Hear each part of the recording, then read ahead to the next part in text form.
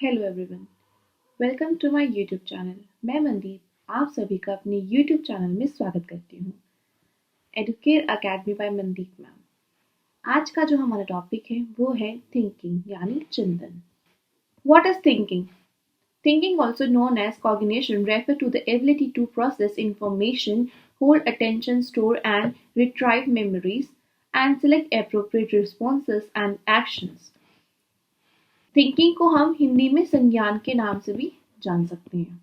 ठीक है, थिंकिंग क्या होती है? समस्या का समाधान करने की जो हमारे मन में जो विचार आते हैं, समस्या को समाधान के जो विचार आते हैं हमारे मन में, वो क्या कहते हैं? उसको हम कहते हैं थिंकिंग। कि हमारे दिमाग में थिंकिंग आ रही है कि इस प्रॉब्लम को हमने कैसे सॉल्व करना है।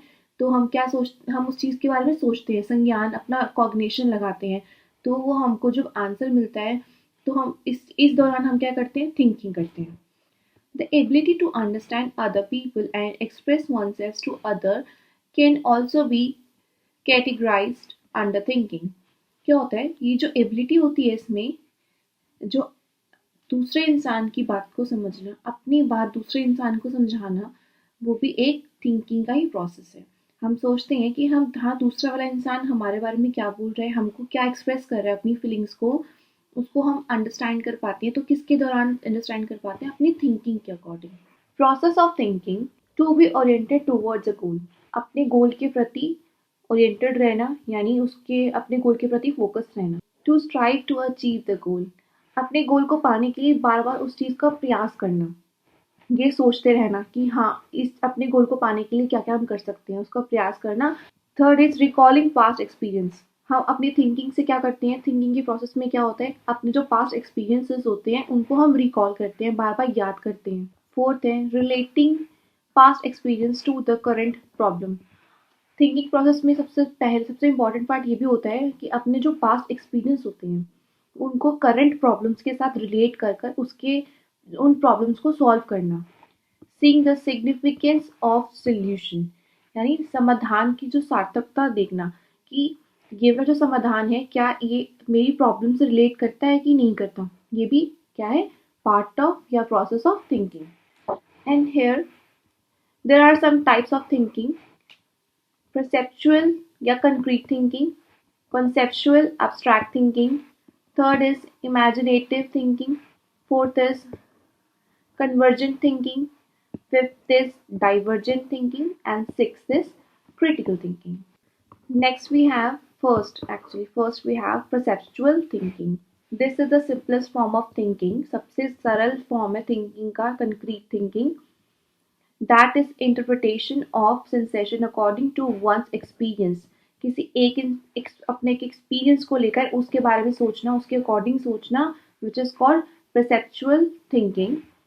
It is also called as concrete thinking as it is carried out when the perception of actual or concrete objects and events. उस चीज का कॉन्सेप्ट, परसेप्शन, उसके एक्चुअल फैक्ट्स को देखना, उसके इवेंट्स को देखना, किसी ठोस वस्तु या किसी ठोस सिचुएशन के बारे में हम देखते हैं, उसको एक्सपीरियंस करते हैं। तो उसके इवेंट्स को, उसके ऑब्जेक्ट्स को, उसके परसेप्शंस को बनाना अपनी थिंकिंग में, वो क्या होता है? कंक्रीट थिंकिंग होता है। Now second we have conceptual या abstract thinking. It is an abstract thinking where one makes use of concepts, the generalized ideas and languages. Concepts को यूज कर कर, आइडियाज को यूज कर कर, लैंग्वेज और अपने आइडियाज को कॉन्सेप्ट में बताना, विच इज कॉल्ड एब्स्ट्रैक्ट थिंकिंग। किसी कॉन्सेप्ट को उठाकर अपने आइडियाज और अपनी लैंग्वेज में उसको एक्सप्लेन करना एक एब्स्ट्रैक्ट थिंकिंग है। It economises efforts in understanding and problem solving. ये क्या है? एफर्ट करता है अंडरस्टैंडिंग में और प्रॉब्लम सॉल्विंग में। So it is considered as superior than perceptual thinking. किसी कॉन्सेप्ट के लिए अपने माइंड में आइडियाज को बिल्ड करना, उसको अपनी लैंग्वेज में एक्सप्लेन करना, ये क्या होता है? हमारा एब्स्ट्रैक्ट थिंकिंग होता है। इसके अंदर प्रॉब्लम सॉल्विंग भी आते हैं। एब्स्ट्रैक्ट थिंकिंग में हम सोचते सोचते, विचारों का मंथन करते करते क्या करते हैं? आप प्रॉब्लम को सॉल्व कर लेते हैं, उसको किसी भी कॉन्सेप्ट को अच्छे से समझते हैं, which is called conceptual thinking. और ये परसेप्शनल थिंकिंग से बहुत अच्छा है। Third we have imaginative thinking. Imaginative thinking encourages students to explore beyond boundaries. Imaginative thinking क्या होता है कि एक स्टूडेंट को इनकरेज करता है कि आप अपनी सीमाओं से बाहर निकलकर एक्सप्लोर करो। They generate new concepts using idea that are real and imaginary. Generate करते हैं अपने कॉन्सेप्ट स्टूडेंट्स आइडियाज को रियल और इमेजिन कर भी अपने कॉन्सेप्ट्स को क्रिएट करते हैं। Imaginative thinking allows students greater freedom and flexibility to seek out unique possibilities. बच्चा ना इमेजिन करता है अपनी चीज़ों को, एक कॉन्सेप्ट को, जो टीचर उसको पढ़ा रही है कोई कॉन्सेप्ट को, तो वो जैसे हम ऐसे बोलते हैं ना, एक राजा था एक रानी था, बच्चा उसको इमेजिन के तौर पर थिंक करता है कि हाँ मैं राजा हूँ, मैं रानी हूँ।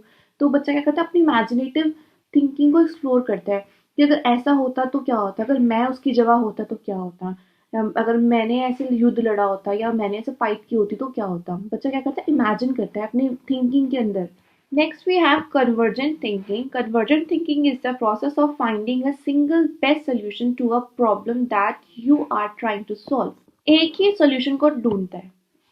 अगर आप एक क्वेश्चन दे रहे हो, एक प्रॉब्लम है, उसको सोल्यूशन बच्चे को ढूंढने को मिल रहा है, तो क्या करता है बच्चा, एक उसकी अगर कन्वर्जेंट थिंकिंग है तो बच्चा एक single best solution ढूंढेगा।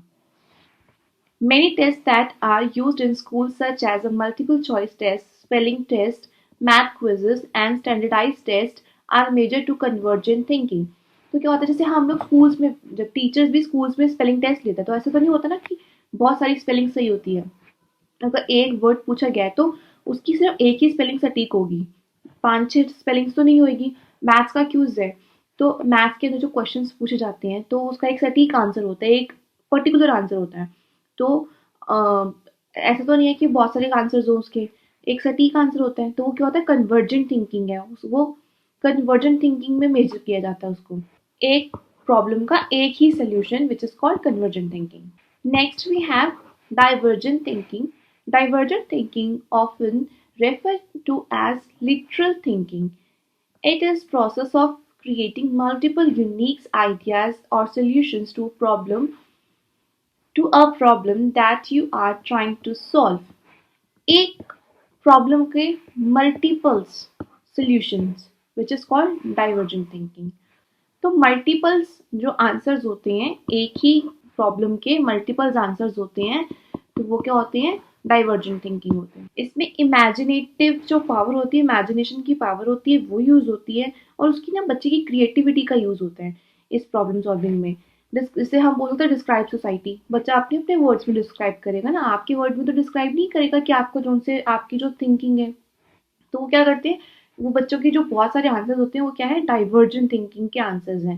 Problem solving इसके अंदर होता है, ओपन एंडेड होता है। Now we have critical thinking, means making response judgment that are logic and well thought out.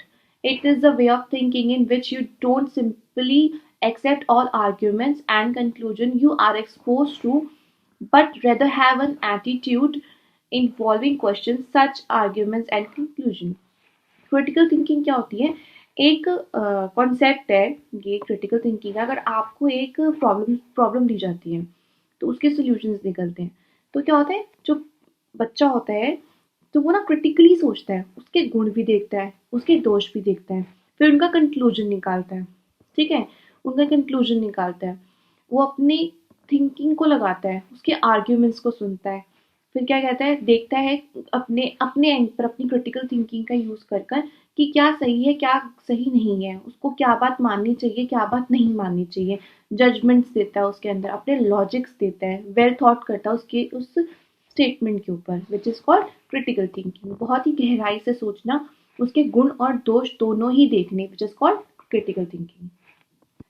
And इसी के साथ हमारी वीडियो एंड होती है। Thank you so much. Like and subscribe Educare Academy by Mandeep ma'am. जल्दी मिलेंगे। Thank you.